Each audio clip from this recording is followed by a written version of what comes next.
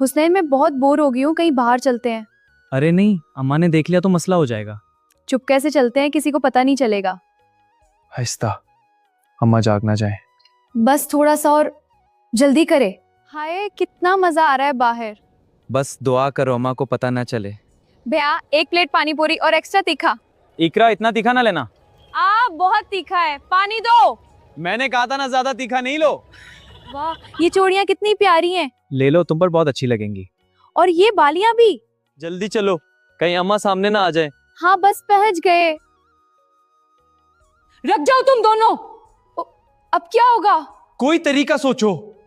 کہاں گئے تھے؟ اماں وہ کیا وہ؟ ہم بس اماں پہلے یہ دیکھیں, آپ کے لیے لائی ہوں. میرے لیے؟ کتنی خوبصورت ہیں. خاص آپ کے لیے. چلو ٹھیک ہے, اس بار معاف کیا. تھینک یو اماں. بچ گئے.